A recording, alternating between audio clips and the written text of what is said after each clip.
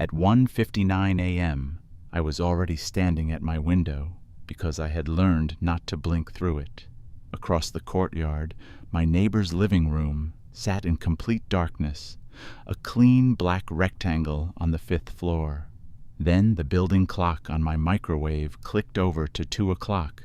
The light snapped on instantly, no flicker, no warm-up, full brightness, like a switch thrown by a hand that knew exactly when to move.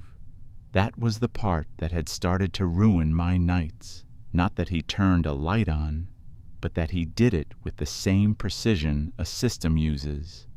Every night, 2 a.m. exact. No drift, no missed day. Not even during a storm that knocked out half the block for an hour. Tonight, I filmed the window before the light came on. At 2 a.m., the room lit up, and the camera captured something the glass should not have shown. A bright, empty room, with my own silhouette standing in it. I replayed the clip immediately, thumb dragging the scrub bar back and forth until my skin warmed against the screen. The silhouette was there every time I paused at the first bright frame. It matched my height, my posture, the slight forward lean I used when I focused on a monitor. It looked like me, but it was inside his apartment, centered in the lit living room, as if I had been standing on his rug. I lowered the phone and looked through the glass again. The room across the courtyard was still empty. No movement, no shadow shift.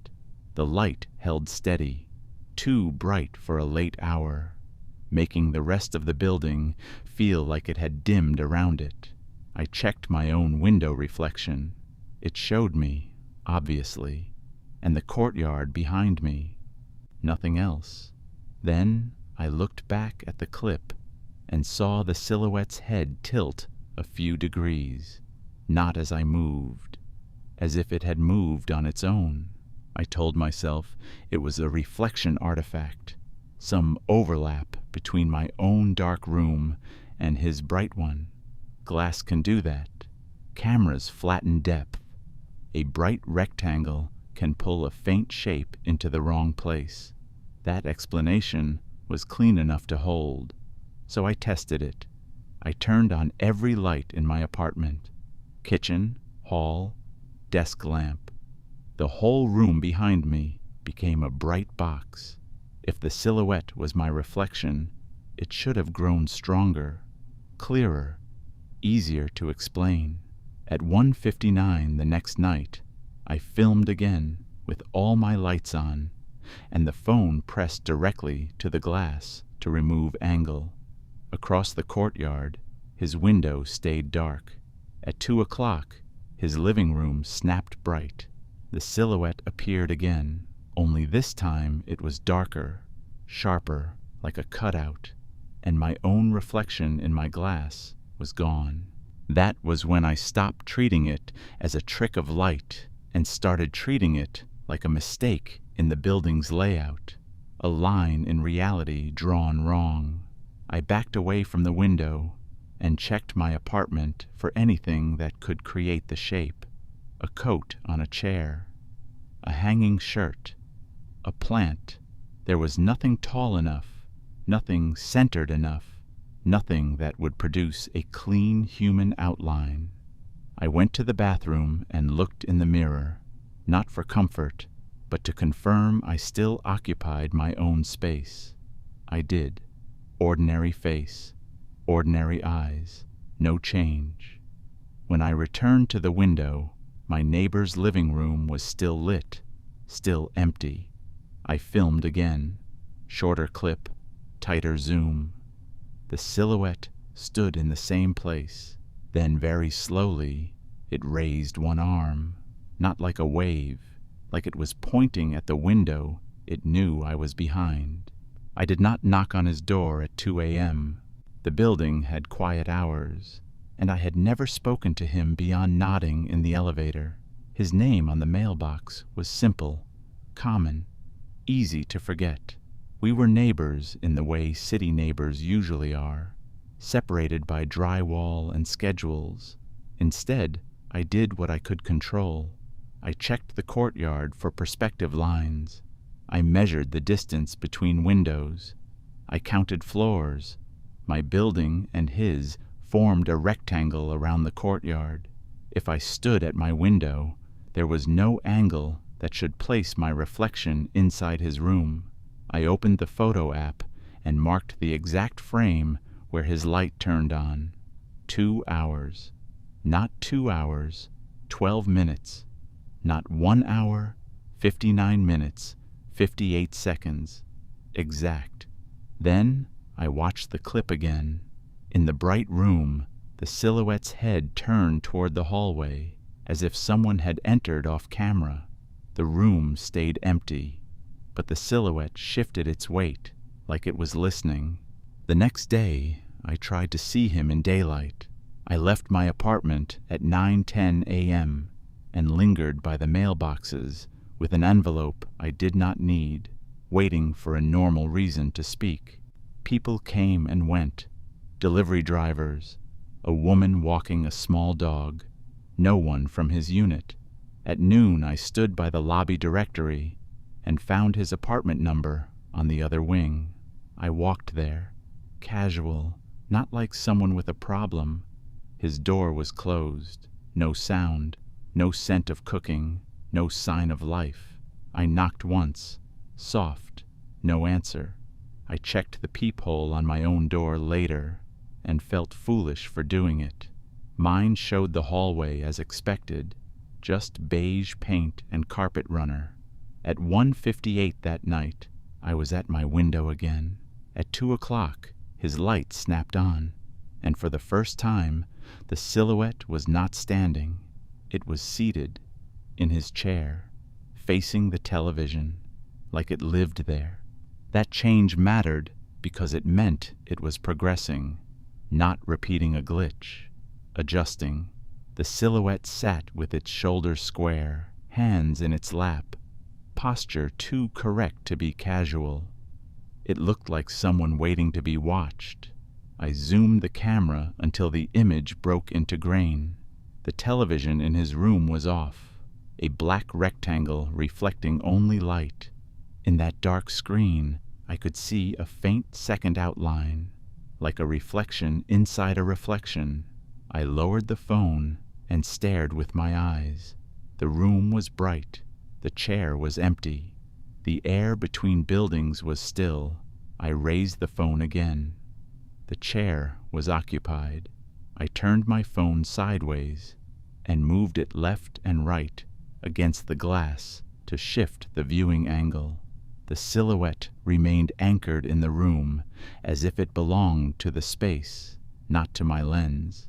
At 2:03, his light turned off, instantly, and my own living room lights dimmed for half a second, like a surge passing through.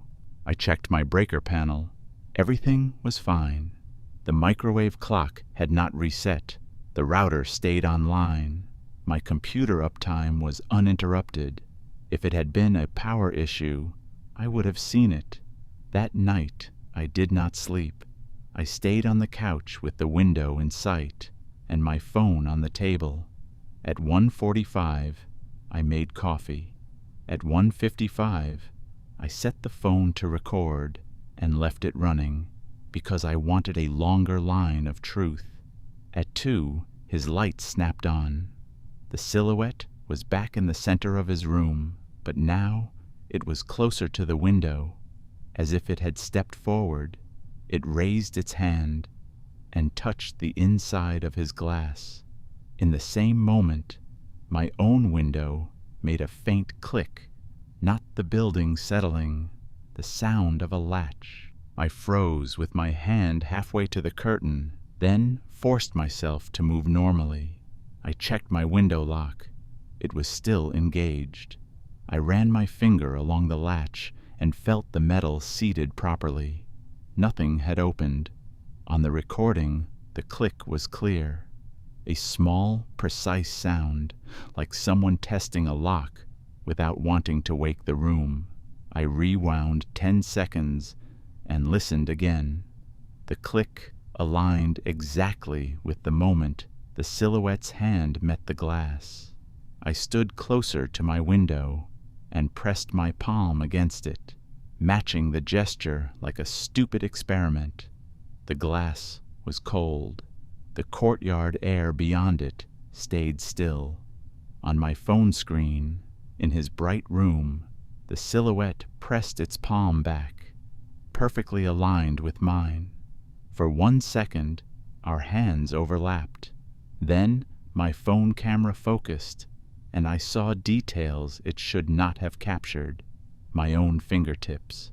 From the other side, I pulled my hand away, and the overlap broke like an image snapping out of alignment. The silhouette remained, palm still to the glass, as if it had expected me to hold contact longer. It did not wave. It did not react.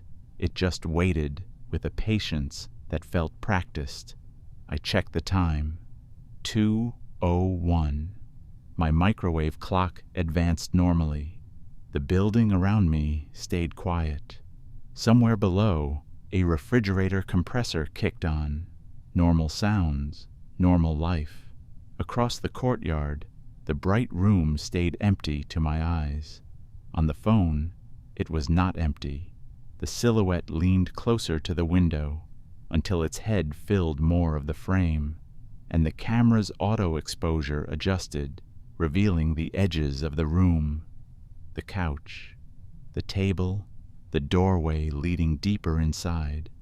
In that doorway, behind the silhouette, a second shape appeared, not clear enough to identify, only clear enough to show it was moving toward the window, toward me. And the light did not turn off at 2:03. At 2:04, the second shape in his doorway stopped just inside the frame, like it understood the limit of what my phone could hold. The silhouette at the window did not turn. It stayed pressed close to the glass, shoulders squared, as if it was performing a task. I took 1 step back from my own window and watched the courtyard with my eyes. Nothing moved in his apartment. The room looked empty and bright, furniture fixed and ordinary. That mismatch was the worst part. The phone showed action. The world showed none. I set the phone on the table and filmed my own window from across the room, hoping distance would break the alignment. The screen still framed his lit room, still showed the silhouette at the glass. The second shape in the doorway shifted forward 1 slow step. My window latch clicked again, softer this time, like a careful test. I did not call the police. I had no words that would sound reasonable. My neighbor's light is on. My phone shows a person in his apartment. My eyes do not. That was not a report. That was a confession. Instead, I did what I always did with a problem at work. I tried to isolate variables. I shut the blinds and watched the phone only. The silhouette remained. I opened the blinds and turned the phone face down. The room across the courtyard returned to empty brightness. At 2:06, my phone vibrated once without a notification. The screen woke by itself, and the camera app opened as if a shortcut had been pressed. The live view held steady on my neighbor's window, perfectly centered. The silhouette lifted its hand off the glass and lowered it again. A single deliberate tap. On my side, the glass answered with a faint tick, the sound of contact without impact. Then my Wi-Fi icon dropped for 1 second and returned. The next morning, I made myself a rule that was not a supernatural rule, just a sane one. I would not touch the window at 2:00. I would not press my hand to it again. I would not give the alignment anything to copy. I went to the building manager at noon and asked, casually, if there had been any electrical work in the courtyard wing. He said no. I asked if any units were vacant on the opposite side. He said a few. I asked about my neighbor's unit number, and he glanced at his screen and said it was listed as occupied. Occupied by whom, he did not say. He did not need to. It was none of my business. That night, I moved my desk away from the window and set up in the kitchen. I could still see the courtyard if I leaned, but it was not in my direct line of sight. At 1:59, I started recording anyway. At 2 a.m., the light came on as always, exact and clean. From the kitchen angle, my phone captured more of the room across the courtyard, a wider slice of his living space, including the doorway where the second shape had appeared. The window silhouette was already there, closer than before, as if it had been waiting with its forehead near the glass. Behind it, the doorway stood open. The second shape was present immediately this time, farther into the room. It was taller than the first silhouette, with a narrower frame. It moved without hurry, stopping behind the window figure like a person stepping into line. I kept my hands on the kitchen counter. No glass contact, no mirroring. On my screen, the window silhouette turned its head slightly and looked past me toward the inside of my apartment. That made no sense. It could not know my kitchen layout. Then my hallway light, which I had not turned on, clicked and came on by itself. I walked to the hallway and stood under the light, looking up at the fixture like it could explain itself. The switch was in the down position. I flipped it up, then down again. The light stayed on, steady and bright, ignoring the switch completely. Back in the kitchen, my phone still recorded my neighbor's window. The silhouette at his glass had not moved, but the second shape behind it had shifted closer, narrowing the distance like a patient approach. I turned on my phone's front camera to see myself, to anchor the image in something I could verify. My face filled the screen, pale under the kitchen light, eyes ordinary, posture controlled. In the corner thumbnail of the front camera preview, a shadow crossed my living room window. I turned my head. The living room was dark. The blinds were closed. The shadow moved again, slow and upright, as if someone was standing between my blinds and the glass. I did not go into the living room. I stayed in the kitchen doorway and watched the blind slats without touching them. The shadow held still for a moment, then slid sideways, like a person repositioning to find a better view. On my neighbor's window feed, the silhouette at the glass lifted one hand and placed it flat again. But this time it was not aligned with my hand. It was aligned with the shape behind my blinds. It looked like a greeting offered to something already inside my space. That was when I heard the soft, careful sound of my front door latch testing, not a full jiggle, just the click of a mechanism under pressure. I checked the deadbolt. Locked. I checked the chain. Set. The latch clicked again, once, as if acknowledging the inspection. At 2:03, my neighbor's light should have turned off. It did not. At 2:10 a.m., the building stayed quiet enough that I could hear my own refrigerator cycle and the distant elevator cable settling. Normal sounds kept happening, which made the abnormal feel more targeted.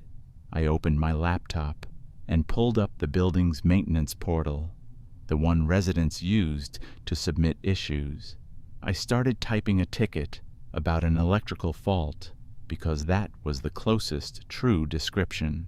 Hallway light ignoring switch. Possible wiring problem. Safety hazard.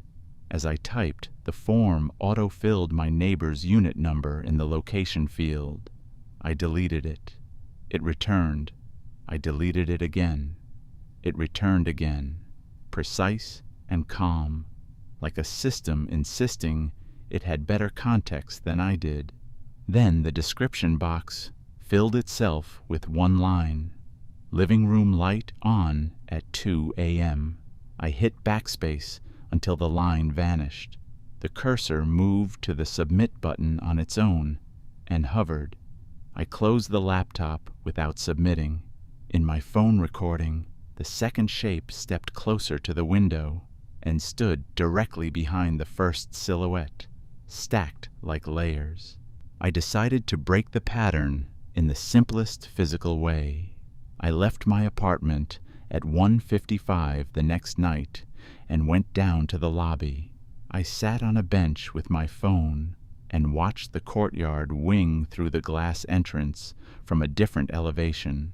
At 2 a.m., the light still snapped on in my neighbor's unit. The precision did not care where I was. From the lobby angle, I could see the window clearly. The room looked empty. No movement, no shadows. On my phone screen, filming the same window, the silhouettes were there again, one at the glass, one behind it. The window figure leaned forward as if listening. Then the lobby's automatic door, triggered only by proximity, opened once with no one near it, and closed again.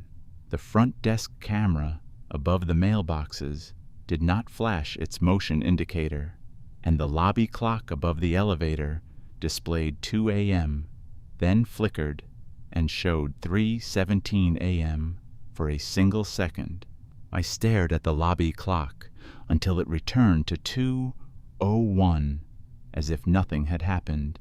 I checked my phone time. It showed 2:01. I checked the timestamp on the recording. It showed the correct minute. Only the building clock had slipped a brief misprint of reality. I went back upstairs at 2:12 and stopped outside my door. I listened before putting my key in.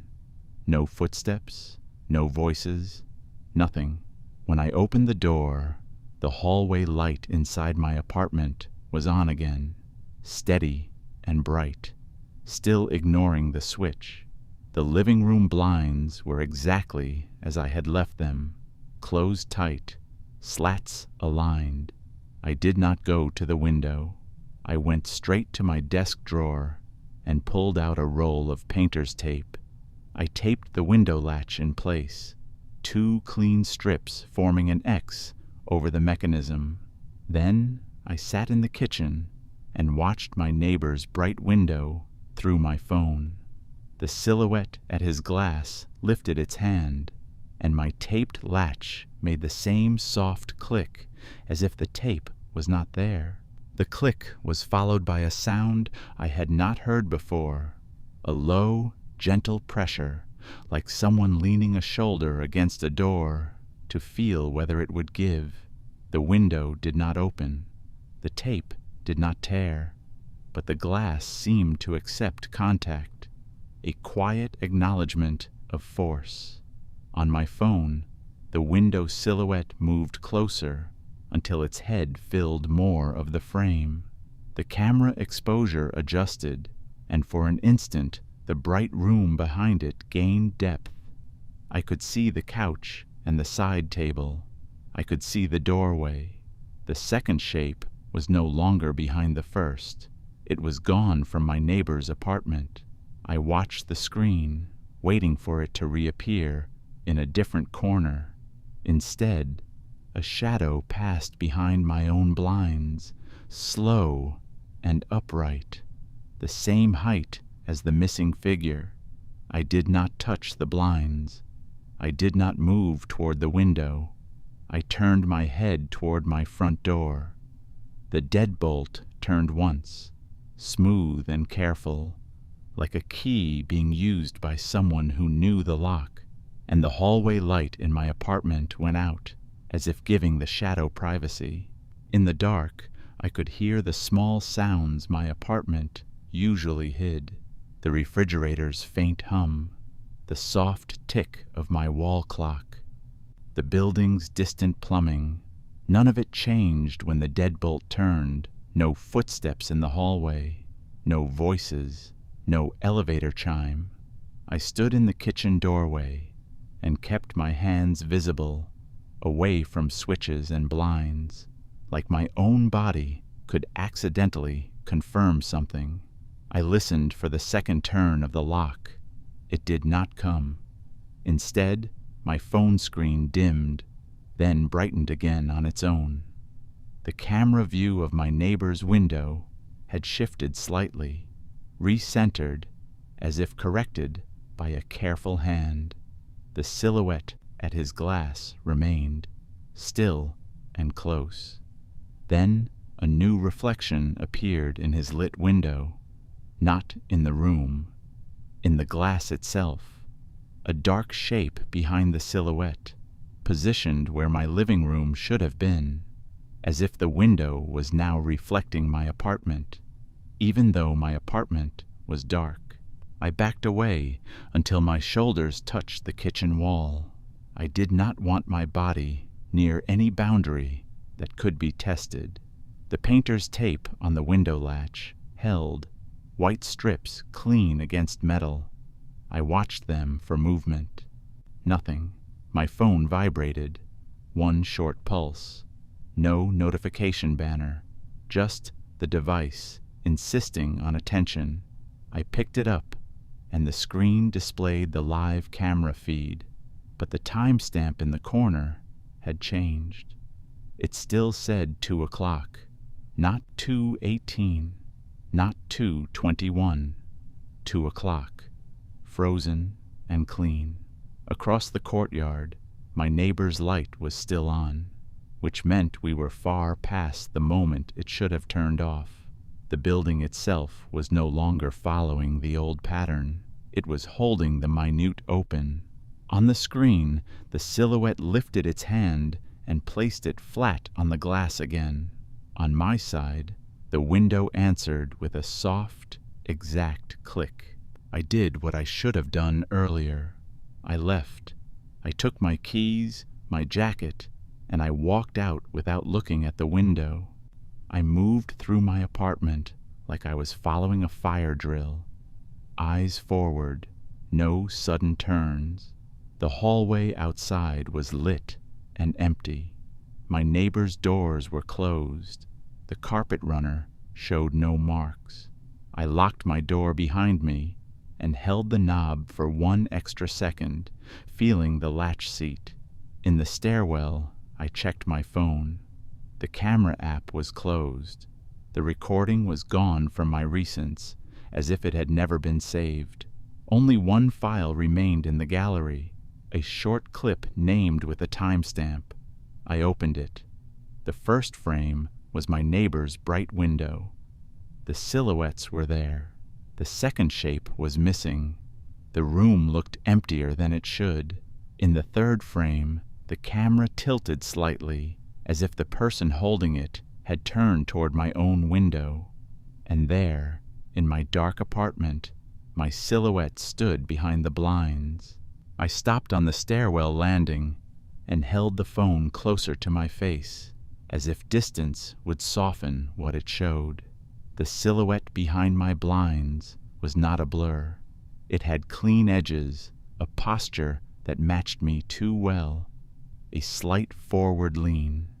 Hands down, head angled as if listening.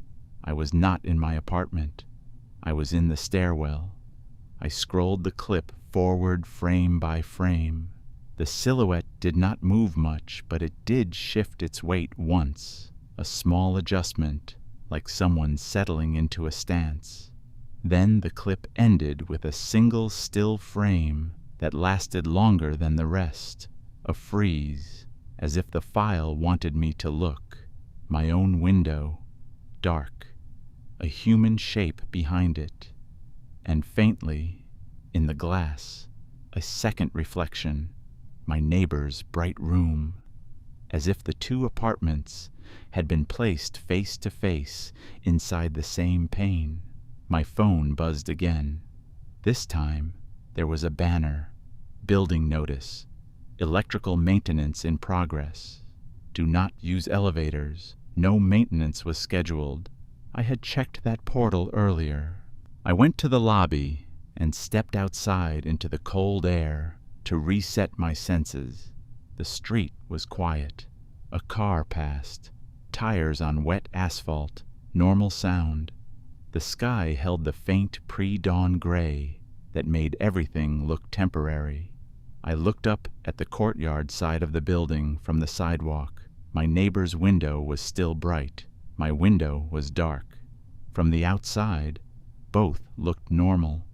No silhouettes visible, no movement, just light. That was almost worse. It meant the problem required a specific angle, a specific viewer, a specific relationship between glass and camera. I walked back inside and went to the mailboxes. The lobby camera above them blinked its little red light. Recording. Ordinary.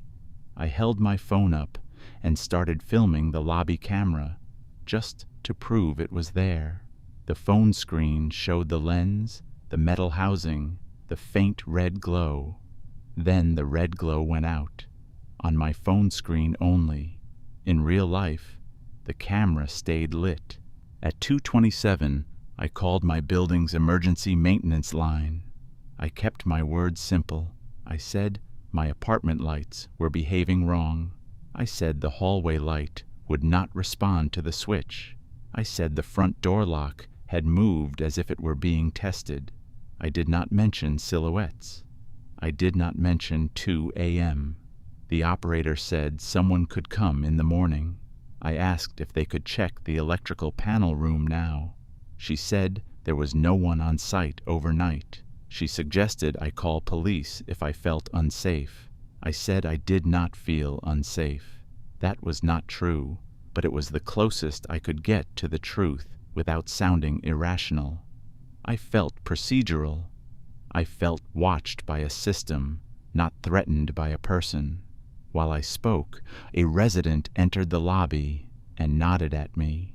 He looked at my face, then glanced up at the courtyard windows, then back at me. His expression tightened slightly, like he had noticed something odd. He asked quietly, "Are you the one with the light?" I said, "What light?" He said, "The one that turns on at 2. That sentence anchored me. It meant the pattern was not only mine. I asked him which window he meant. He pointed toward the courtyard wing, not specifying unit numbers, only direction. The same direction I had been watching. He said he smoked on his balcony sometimes, and the light always snapped on. He said it made the courtyard look like a stage. He said he thought someone was signaling. I asked if he had ever seen a person in the room. He shook his head. He said the room always looked empty, just furniture and that harsh brightness. I showed him my phone clip from the stairwell, the one with my silhouette behind my blinds. I expected him to laugh or step back. He watched without changing his face, then handed the phone back. He said, "That is your apartment." I said yes. He said, "Then you should not go back up there." I asked why. He looked past me at the elevators, then at the stairwell door, and said, "Because you are still up there already." We went to the security desk near the leasing office, a small counter that was usually unstaffed overnight. A wall of monitors showed the lobby, the garage entrance, the courtyard. The resident tried the call button. No answer. I asked him his name. He told me. It was ordinary. He asked mine. I hesitated, then gave my first name only. It felt like handing over an identifier to a place that collected them. On the courtyard monitor, my neighbor's window was still bright. The camera quality was poor, but the frame showed the furniture, the empty chair, the doorway. No silhouettes, just light. My phone, however, when I aimed it at the monitor, captured the silhouettes again, one at the window, one deeper inside. The second shape had returned, standing in the doorway where it had disappeared before. The resident leaned closer and asked why my phone showed something the monitor did not. I did not have an answer that stayed realistic. Then the leasing office printer behind the desk printed a page by itself. A simple notice: electrical maintenance complete, 2 a.m. The resident picked up the notice and turned it over. Blank on the back. No logo, no contact number, just a statement that sounded official enough to quiet questions. He said, "That is not our paper." The courtyard monitor flickered once, and for a split second, the timestamp in the corner changed to 2 o'clock, matching my phone's frozen minute. Then it returned to 2:31, as if it had corrected itself. In that flicker, I saw something new. Not a silhouette, not a shape, but a small movement at the edge of my own window, in the camera feed. A blind slat shifting, as if brushed. The resident saw it too. He pointed and said, "Someone is in your unit." I said, "No one is." He said, "Then the camera is lying." I watched the monitor without blinking. The slat shifted again, slow and careful, and in the courtyard feed, my neighbor's bright window showed a dark figure crossing the room, not on my phone, on the building's camera. That was the first time the building camera acknowledged a person, and it did it like a correction, a reluctant admission. The dark figure moved from the doorway to the window, stopping where the silhouette always stood in my phone footage. The resident stepped back and said, "That is someone." The courtyard monitor's image sharpened for 1 second, then softened again. The figure at the window leaned forward and placed a hand on the glass. My own phone buzzed in my pocket. Even though I had muted it, I pulled it out and saw a new notification from the maintenance portal, the same one I had tried to submit earlier. Request received. Location: your unit. Issue: living room light on at 2 a.m. I had not submitted anything. The resident looked at my face and said, "You need to stay with someone tonight." On the monitor, the figure at the window turned its head slightly, and I recognized the movement because it was the exact way I tilted my head when I was reading something on a screen. I did not go back upstairs. The resident, Mark, offered his couch without making it a dramatic gesture. He lived 2 floors below me in the same wing, with a balcony that faced the courtyard. His apartment smelled like detergent and reheated food. Normal. Lived in. He asked me to leave my phone in the kitchen on the counter, screen down. He said he did not like it buzzing near where he slept. I agreed, because I did not like it either.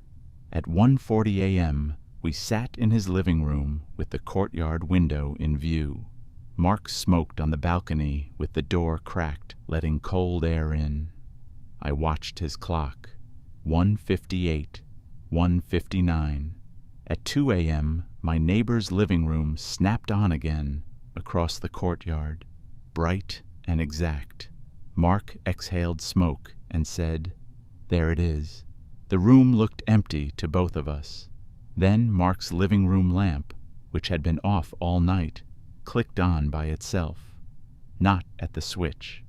At the exact same second, Mark walked to the lamp and flipped the switch off. The bulb stayed lit. He flipped it on. No change. He unplugged it. The shade remained glowing faintly, as if the light had moved from the wire into the air. He did not panic. He just stared at it the way you stare at a device that has stopped respecting input. My phone buzzed from the kitchen counter. Mark and I looked at it without touching it. The screen lit on its own and displayed a camera view. Not Mark's kitchen, my apartment. The view was from inside my living room, angled toward my courtyard window. My blinds were closed, but the slats were slightly misaligned, as if someone had adjusted them to see out. At the top corner was a timestamp, 2 a.m. The camera moved slowly forward toward my window, as if the person holding it was approaching the glass. I whispered, "That is my living room." Mark whispered back, "I know." The feed stopped 3 feet from my window. The phone's autofocus hunted, then settled. Through the slight gaps in my blinds, the bright square of my neighbor's lit room was visible across the courtyard. The alignment was perfect, as if someone had positioned the camera to match the angle I always filmed from. Then a shape rose into frame on the far side of my blinds, just inches from the slats, close enough that the lens could not focus on it. A human outline, dark, filling most of the view. It did not show a face. It only showed posture, a familiar forward lean, shoulders held still, head angled slightly. Mark reached for the phone. I grabbed his wrist gently and stopped him. We both knew touch changed things. The figure in the feed lifted one hand and brushed the blinds. In Mark's apartment, our own blinds shifted a fraction, as if the motion had echoed through the building. The glowing lamp beside us brightened. Mark said, "It is copying." He did not say what it was. He treated it like a pattern, the way you talk about a network issue that spreads across devices. He walked to his breaker panel and flipped the living room circuit off. The overhead lights died. The lamp stayed glowing. My phone feed from the kitchen did not change. It still showed my apartment at 2 o'clock, still framed on my window. Mark asked me, quietly, "If you were in your unit right now, where would you stand?"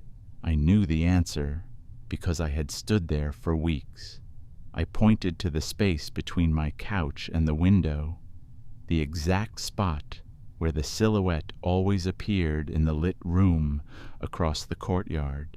On the phone feed, in my apartment, the dark figure took one slow step to that same spot and stopped, as if receiving the instruction. Then the camera turned away from the window and panned left. It showed my front door. The deadbolt rotated smoothly from the inside. Mark moved to his own door and checked his locks, as if normal locks could keep a problem from choosing your address. His chain was set. His deadbolt was engaged. He returned to the living room, breathing steady. The phone feed from my apartment continued. The door opened inward a few inches, then stopped, held by the chain I always used at night. The chain held. The gap stayed small. In the narrow wedge of darkness beyond the door, nothing moved. Then a hand appeared in the gap. Not a pale hand, not a detailed one, just a dark shape that suggested a hand without offering skin or knuckles. It reached toward the chain like it knew the mechanism. Mark whispered, "Do you have anyone else with a key?" I said no. The hand in the gap paused. Then the chain slid free, as if unhooked by someone who had done it many times. My door opened wider. Mark and I stood in silence, watching my apartment open itself on my phone at 2 o'clock. The camera in my apartment moved forward into the hallway, as if stepping out to look back. My front door remained open behind it. The feed panned toward the living room again. For a moment, the room looked empty. Couch, table, blinds, normal objects. Then, in the reflection of my dark television screen, I saw a figure standing behind the camera, a silhouette shaped like a person holding a phone at chest height, exactly like someone recording. The reflection shifted slightly. It was not a trick of light. It matched the camera's movement too precisely. Mark's lamp glowed brighter again, despite being unplugged. My phone buzzed one more time and displayed a new text notification over the live feed, as if the system wanted to label what we were seeing. Resident present. Viewing confirmed. Mark looked at me and said, "It wants you to watch." I said, "I have been watching for weeks." He said, "Not from the outside." At 2:03, my neighbor's courtyard light should have turned off. It did not. It held bright and steady, keeping the entire courtyard exposed. Mark pulled a chair to his balcony door and sat with his back to the window, as if refusing to offer the building a clean sight line. He told me to do the same. I sat in the kitchen doorway, angled away from the courtyard, eyes on the phone feed only. The live feed from my apartment began moving again. It walked back toward my living room window, stopping at the spot between the couch and the blinds. Then it held still, pointing the camera straight at the blinds. On Mark's balcony glass, behind the curtain, a shadow appeared in the same position, as if my apartment's geometry was being mapped onto his. The shadow leaned closer. Mark's balcony door latch clicked once.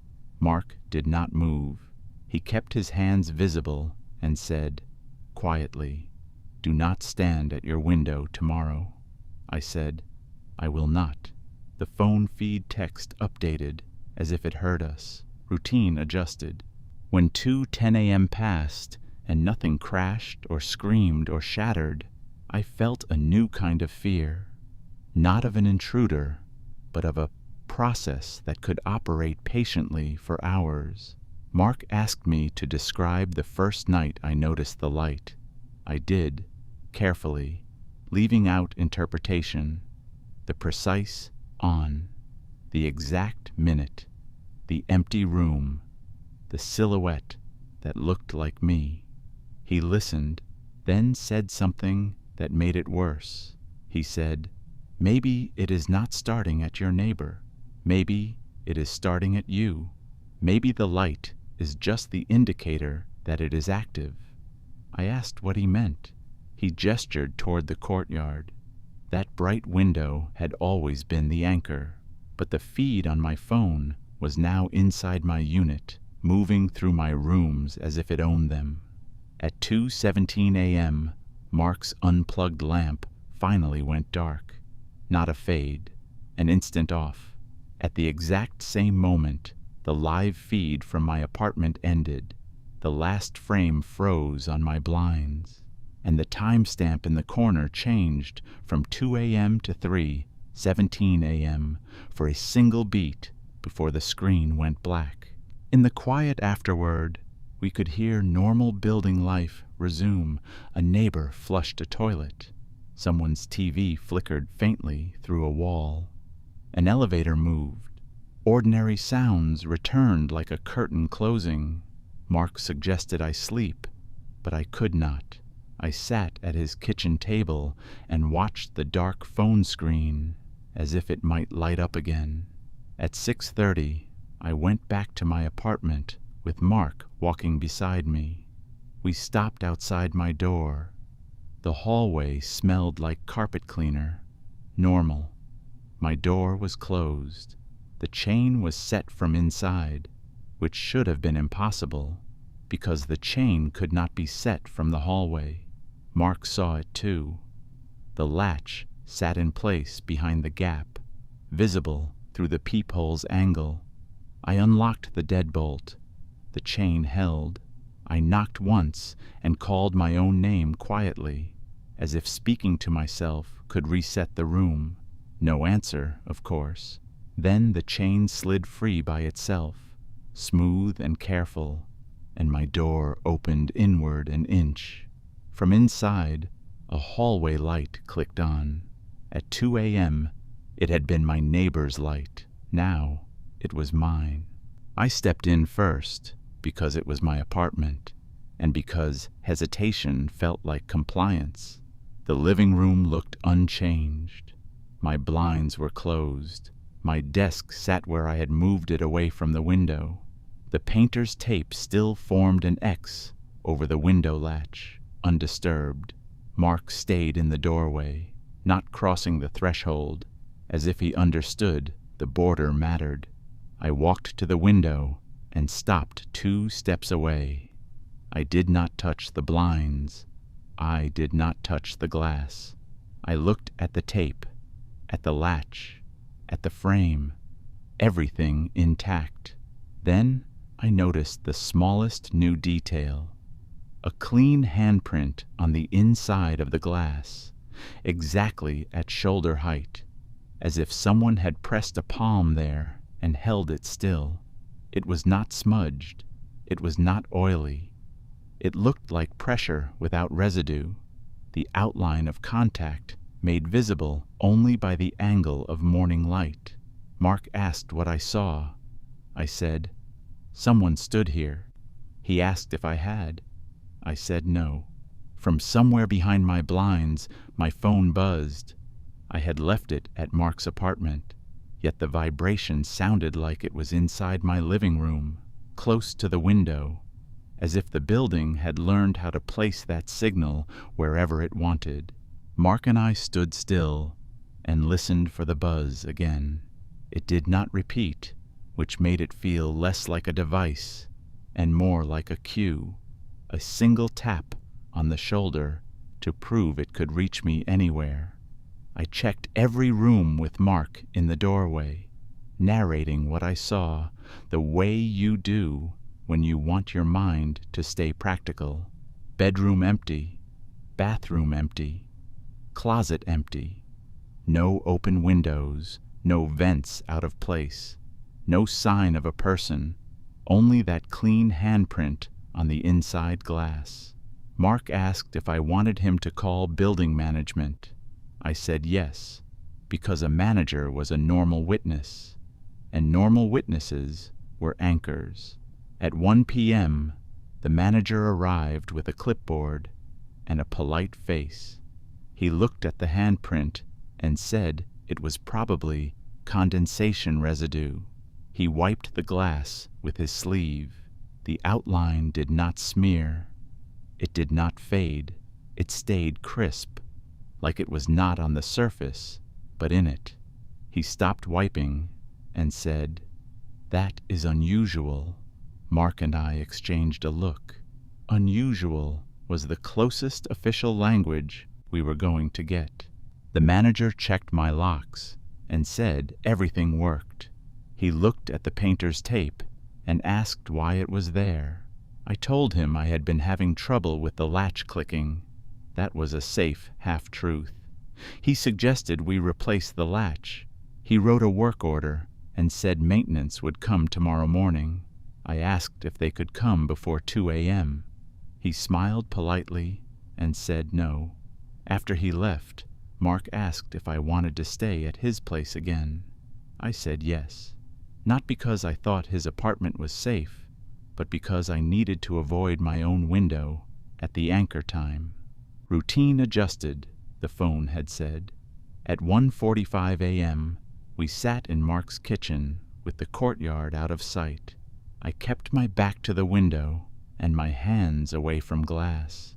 At 2 o'clock, my neighbor's light across the courtyard turned on anyway, bright enough that its glow reflected faintly off Mark's ceiling. Mark said, "It is still using that room." Then his kitchen light dimmed once, like a signal passing through, and steadied again. My phone, which I had left face down on Mark's counter, lit up. No vibration, no sound, just a calm screen, a notification from the building's resident app, not the maintenance portal, the community feed. New post in courtyard wing residence. The text was short. Is anyone else seeing the light? Under it, one reply already existed, posted from an account with no profile photo, and a name that was just my unit number. Yes, It turns on at 2 o'clock. Stand at the window. Mark read it over my shoulder and went very still. He asked if I had ever posted in the community feed. I said no. I had never even opened it. The account name shifted as we watched, letters refreshing like a page reloading. It changed from my unit number to my full name. The reply remained the same. Stand at the window. Mark said, do not reply. I did not. I turned the phone over and slid it into a drawer. Inside the drawer, it began to vibrate, soft and steady, like an alarm set to a minute I could not disable.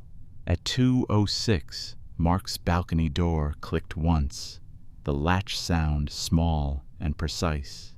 Mark looked at the door without moving. The latch clicked again. He whispered, "It is trying different doors now."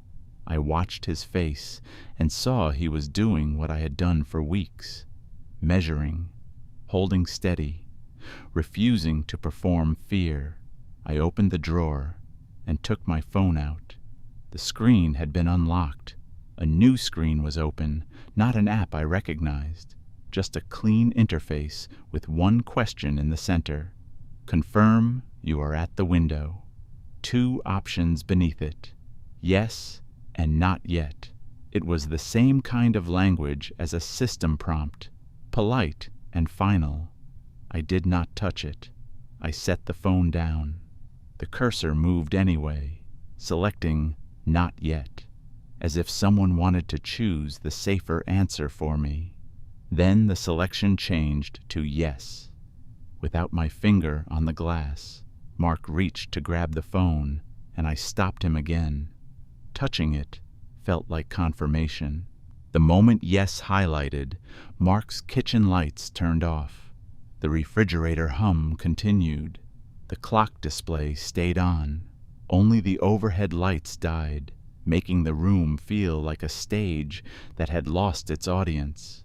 From the dark, Mark said my name once, low and steady. I answered softly, so he knew I was still there. My phone screen stayed bright, the only light in the room. The prompt vanished, and a live camera feed appeared, not from my phone camera, from Mark's phone. The angle was wrong, too low, aimed at the floor near his balcony door, as if his phone was sitting on the tiles while someone stood over it. A shadow moved into frame and blocked the view. Then the shadow bent down.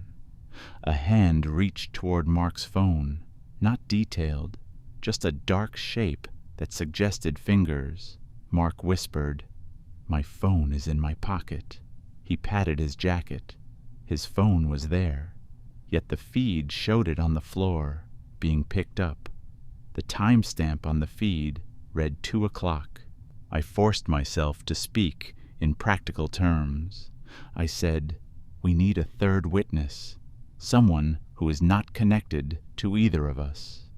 A neighbor, the manager, anyone." Mark nodded once and reached for his landline. He did not have one. Few people did. He opened his laptop and tried to call the building emergency line through the app. The call button grayed out. The screen flashed a message that did not belong to the interface. Routine in progress. He tried to close the laptop. It reopened the same page. The balcony door latch clicked again. Then the deadbolt turned a fraction, as if someone had inserted a key and tested it without finishing. Mark stepped away from the door and stood in the center of the kitchen with his hands visible, like a person being photographed for an ID. He said, quietly, "It wants a position, a pose. It wants you framed." I looked at the courtyard glow, reflecting faintly on the ceiling. I said, "It wants the window because the window is the boundary it can copy." At 2:12, the courtyard light across the way was still on. It no longer felt like my neighbor's habit. It felt like an indicator lamp, a status light that remained bright while something processed. Mark pulled the curtain across his balcony door. The room went darker, but darkness did not feel like safety. It felt like giving it room to move unseen. My phone buzzed once, then went silent. The screen displayed a new line of text, plain and clinical. Viewing confirmed. Transfer pending. Mark asked what transfer meant. I did not answer because I did not know. Then, from behind the curtain, a soft scraping sound came from the balcony glass, like a fingertip dragging slowly across it. Mark did not move. I did not move. The scraping continued, steady, traveling left to right, as if someone was writing.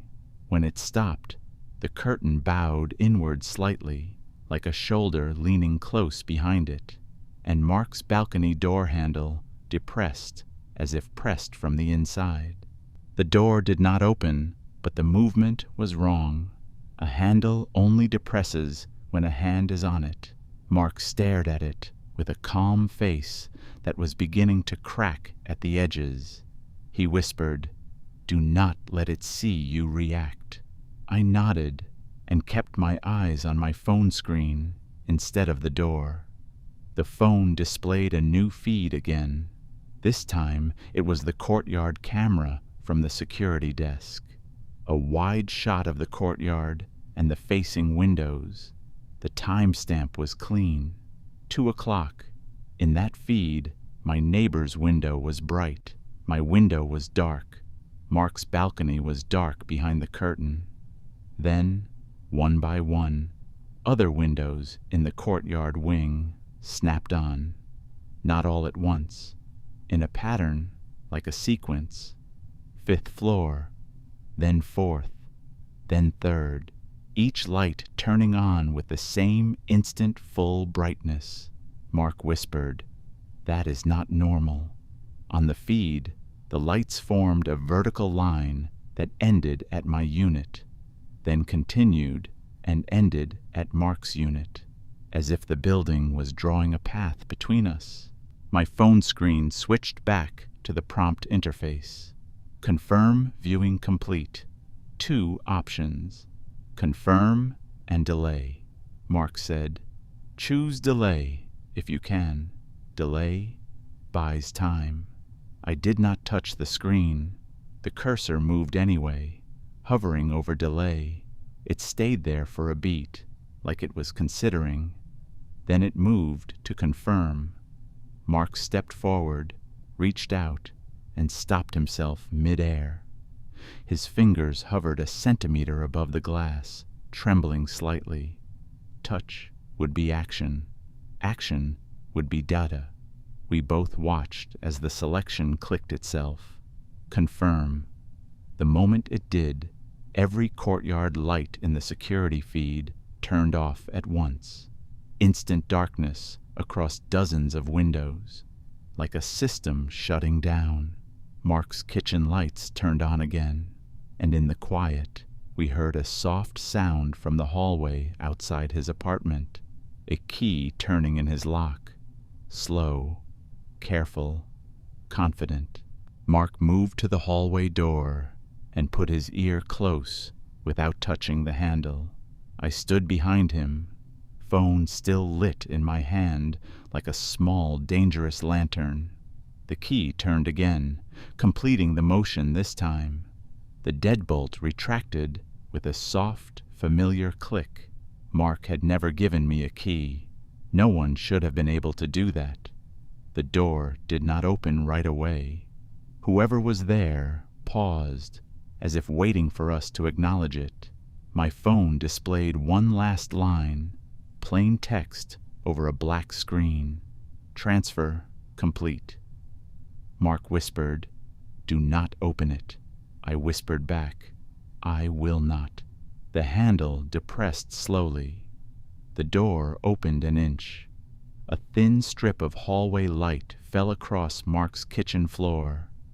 In that light, a shadow appeared, tall and narrow, standing just outside. The shadow did not step in.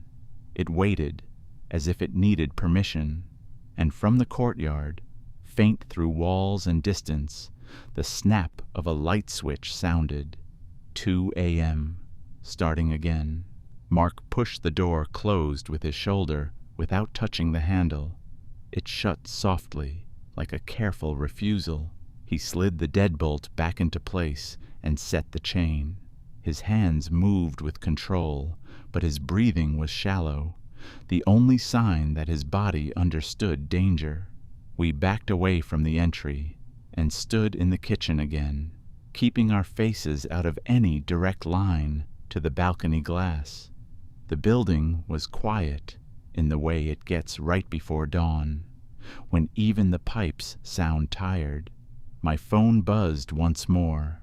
The screen displayed the prompt again, as if the system had simply waited for the next step. Confirm access granted. 2 options.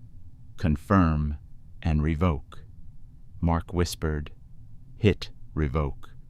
I did not touch it. The cursor hovered over revoke anyway, like it wanted to comply. Then it slid to confirm. Mark said, "It is not asking. It is documenting." We decided to leave the apartment, not because hallways were safe, but because being inside a boundary was worse than being in transit. Mark took his wallet and keys. I took nothing but my phone, because it had become the only thing showing me where the process thought I was. At the door, Mark opened it quickly and stepped into the hallway with purpose. The corridor was empty. No shadow, no person. The lock was in place. The deadbolt was engaged, as if it had never turned. We walked to the stairwell, not the elevator. The stairwell smelled of concrete and old paint. It felt honest. On the second-floor landing, my phone screen turned black, then displayed a camera view again. This time, it was my apartment window from the courtyard angle, like the security desk feed. The timestamp read 2 o'clock. In the bright window across the courtyard, the silhouette stood, the same posture, the same forward lean. Then it moved away from the glass, turned, and walked deeper into the apartment. My apartment. I stopped on the landing and watched the feed as if it were a live map. The silhouette crossed my living room and paused near my desk, the spot where I used to work, facing the window. It leaned over, as if looking down at something on the table. My desk should have been in my kitchen now. I had moved it, yet the feed showed it in the original place, as if the room in the clip had not updated with my changes. It was showing a preserved version of my apartment, a cached layout, the way systems keep old configurations. The silhouette straightened and turned toward my bedroom. Mark asked what I was looking at. I showed him the screen. His jaw tightened. He did not ask if it was real. He asked what it was doing. As the silhouette reached my bedroom doorway, the feed zoomed in slightly, like a camera adjusting for relevance. Then, in the corner of the frame, a second silhouette appeared, smaller, seated in my desk chair, facing the window, as if the process was building a crowd. Mark said, "We need someone official, not management, police." He said it quietly, like saying it too loud would make it less possible. We went down to the lobby and stood under the ceiling camera where anyone could see us. Mark called 911 and described only facts that sounded sane. Unauthorized entry attempt. Lock manipulated. Suspected intruder. He did not mention silhouettes or 2 o'clock. The dispatcher said an officer would be sent. While Mark spoke, the lobby's automatic door opened and closed once with no one near it. The bell did not ring. The motion indicator on the ceiling camera didn't flash. My phone displayed a new banner notification from the resident app. Community update. Courtyard lights reported. Below it, a thread of comments appeared, each one short and identical, posted under different unit numbers. It turns on at 2 o'clock. Stand at the window. Mark ended the call and looked at me like the building had started recruiting. We waited in the lobby, where it was bright and public. A couple came down with a dog and nodded at us without interest. A delivery driver dropped a package. Normal traffic made the space feel safer, but it also proved something. The building could behave normal while doing something else underneath. At 1:58, my phone camera opened by itself again. It framed my neighbor's courtyard window, brightening as it adjusted for low light. At 2 o'clock, the light snapped on across the courtyard, exact and clean. A few residents in the lobby looked up, drawn by the sudden glow reflecting on the glass doors. One woman frowned and said, "It is always that one." On my screen, the silhouette stood at the window as usual. Then it turned its head and looked past the glass, not toward my apartment, but toward the lobby, as if it knew where I was now. A second later, the lobby lights dimmed slightly, not off, just reduced, like a theater cue, and the front door lock clicked. Mark and I stepped away from the door together. The automatic door did not open. It remained shut, but the click repeated, as if the lock mechanism was being tested from the inside. The lobby camera above us blinked and then went dark. Not the light on the device. The feed, the monitor at the security desk showed a frozen frame, time-stamped 2 o'clock. People in the lobby did not react. They continued walking. The couple with the dog went into the elevator. The dog sniffed the carpet. "Ordinary," Mark said. "Does anyone else hear that?" The woman who had frowned at the courtyard light looked at him and said, "Hear what?" The click came again. Clear to me, clear to Mark, not to her. My phone screen shifted. The camera no longer showed the courtyard window. It showed the lobby from the ceiling angle, as if it had tapped into the same feed we had just lost.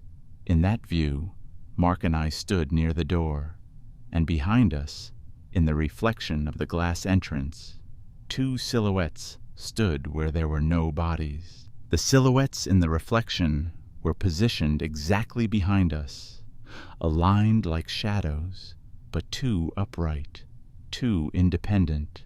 One matched my height, one matched Mark's. They were not blurry. They were clean outlines in the glass, as if the building had found the easiest surface to render them on. Mark turned slowly and looked at the door behind him. There was nothing, no one, only the lobby.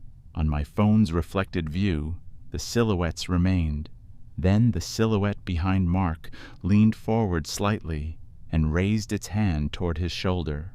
Mark flinched before contact, a small involuntary motion, and the reflected silhouette's hand stopped in midair, as if the process noted the reaction and adjusted. My phone buzzed with a message. Transfer requires acknowledgement. Two options appeared, acknowledge and ignore. Mark said, "Ignore." The cursor hovered over ignore, then moved to acknowledge. It clicked. The lobby door opened. The door did not swing wide. It opened a few inches and held, as if stopped by a chain that did not exist. Cold air entered. The street outside was empty. No one stepped in. Instead, the lobby's elevator dinged softly. The doors opened. The interior was empty, bright, ordinary. Then my phone screen showed the elevator interior from a camera angle that did not exist in our building. A view from inside the ceiling, looking down. In that view, a person stood in the back corner of the elevator, facing the doors. It was my silhouette again. The forward lean. The same posture. Mark whispered, "That is not you." I did not answer. I was watching the timestamp on the feed. 2:00.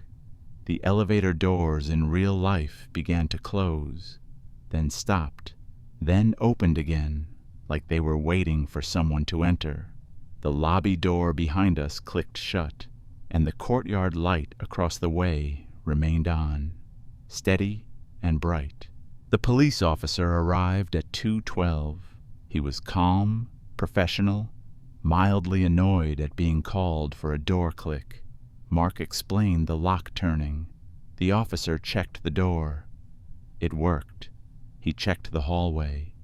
Empty. He checked the stairwell. Empty. He asked if we had been drinking.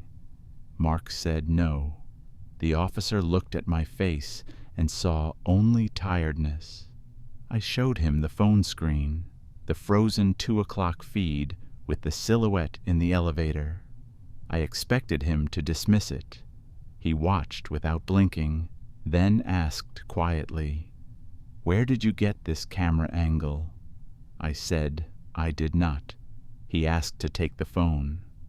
I hesitated, then handed it to him, because he was a normal authority, and I needed that normality to matter.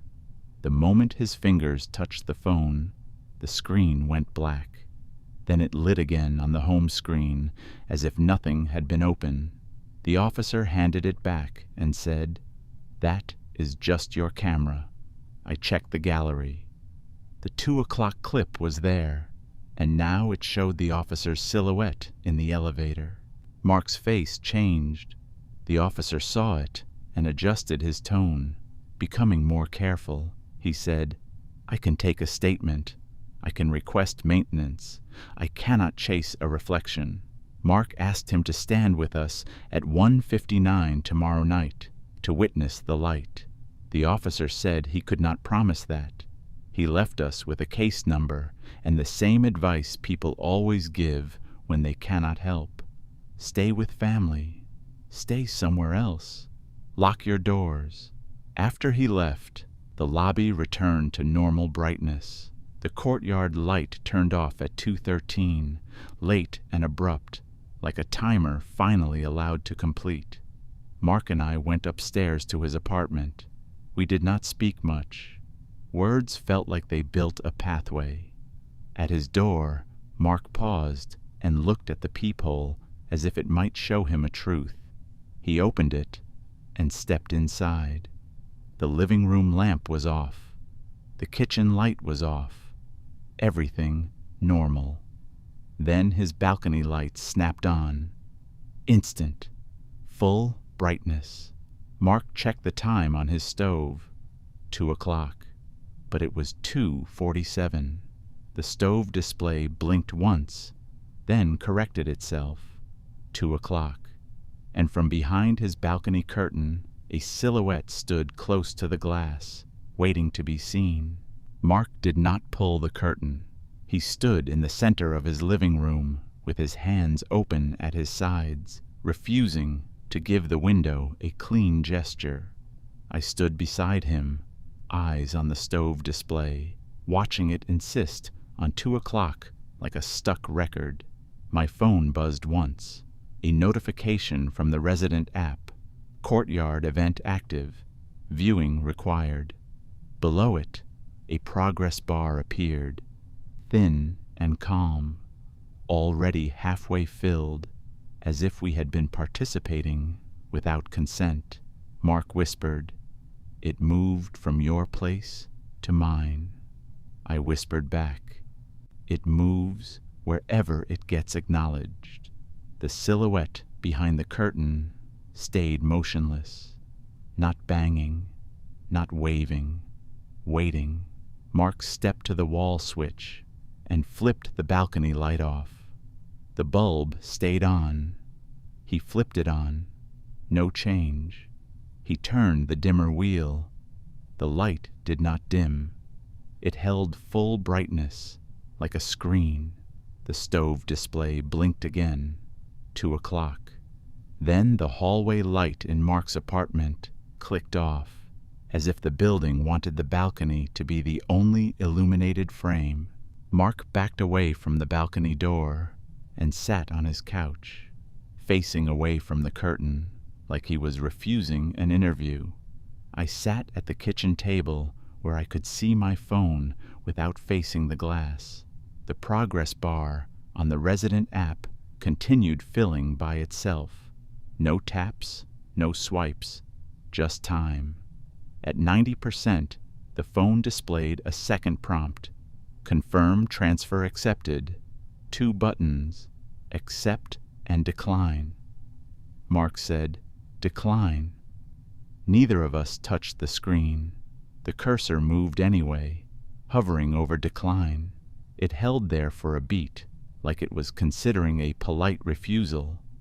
Then it moved to accept. I reached for the phone, stopped myself, and held my hand a centimeter above it. I had learned the building treated proximity like intent. The selection clicked. Accept. The balcony curtain shifted inward slightly, like air pressure changing in the room. Mark's front door deadbolt turned once, slow and careful. Mark stood and went to the door without touching the handle, ear close to the wood. He whispered that he could hear breathing in the hallway. Not loud, just present, like someone waiting to be let in. I checked the peephole. The hallway was empty. My phone displayed a live camera feed again, the one angle I had come to recognize as the building's own view. It showed Mark's door from the hallway ceiling camera. In that view, a figure stood just outside, tall and narrow, positioned so its face was not visible. It was not a blur. It had edges. The timestamp read 2 o'clock. Mark stepped back from the door and sat again. He was trying to remove himself from the decision. The deadbolt retracted anyway. The door opened an inch. Light spilled in, and still, when I looked through the peephole, the hallway was empty. The building had found a way to create access without occupying space. That was the conclusion my mind reached, not mystical, just procedural. The lock changed state. The door moved. The hallway remained empty to eyes. On my phone's hallway feed, the figure outside did not step in. It held position, as if waiting for a final confirmation. The resident app displayed a new line under the progress bar. Position at window. Mark's balcony light brightened again, washing the curtain with white glare. The silhouette behind it leaned closer, placing its palm against the glass. The gesture was familiar now, not a threat, a request for alignment. Mark whispered, "It wants us framed, together." I did not argue, because I had seen what happened when I tried to avoid the frame. It relocated, it widened, it recruited. I said, quietly, "We do it once. We do it on our terms. Then we stop." Mark looked at me like he hated the idea and understood it. We moved slowly, side by side, toward the balcony door. We did not touch the curtain. We did not touch the glass. We stopped 2 steps back, where the room could still feel like ours. The silhouette behind the curtain held its palm to the window.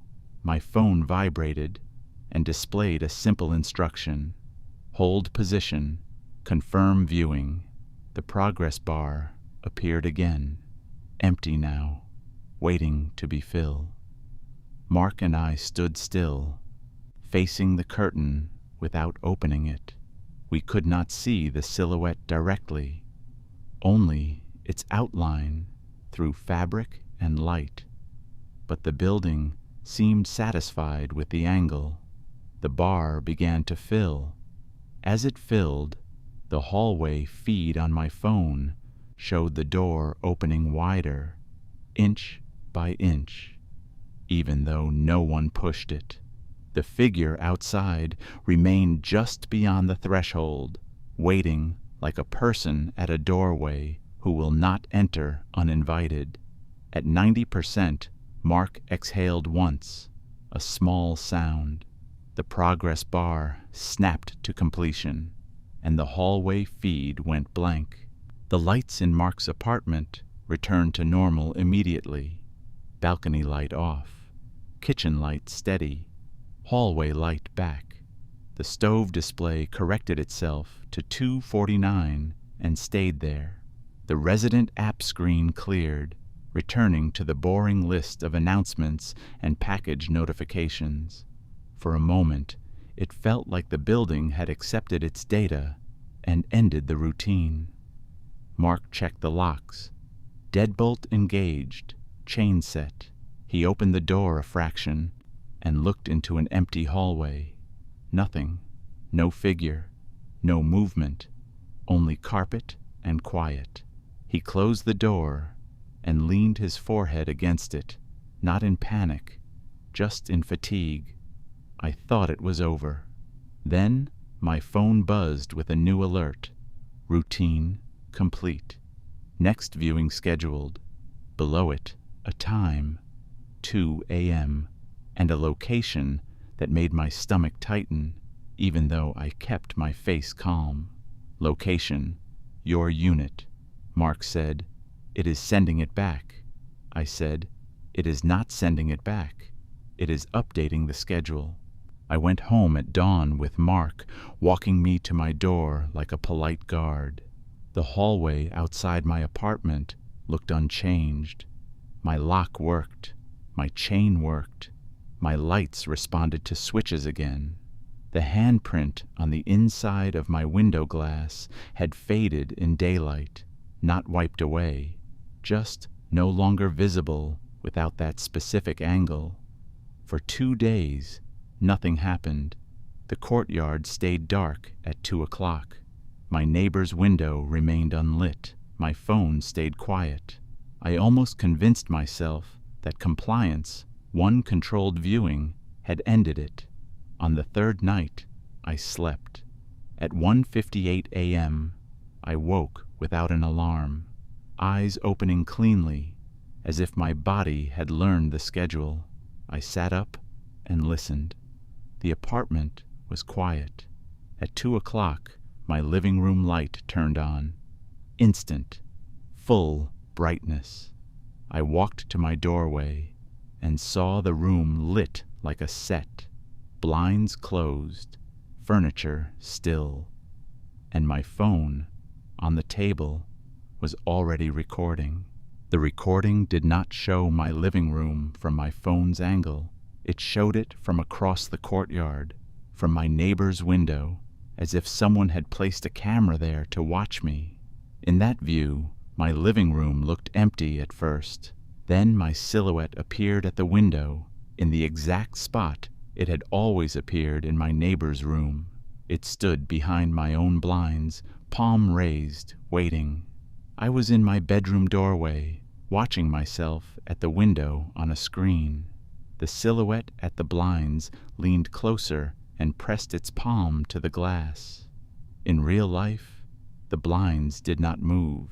The room stayed still, but my window latch made the soft, precise click I had come to recognize as a system acknowledging input. My phone displayed one line over the recording, viewing confirmed. Then the screen went black and returned to the resident app, which now had a new pinned announcement. Courtyard event begins nightly at 2 o'clock. Stand at the window. After that, the building behaved like it had adopted a tradition. People complained in the community feed. People joked. People posted blurry videos of the courtyard light. The manager replied with polite messages about electrical inspections and nothing found. But every night at 2 o'clock, some window snapped on in the courtyard wing. Sometimes it was my old neighbor's. Sometimes it was a different floor. Sometimes it was Mark's balcony. The light moved, the way a process moves between nodes. I stopped filming. I stopped checking. I stopped standing near glass at night.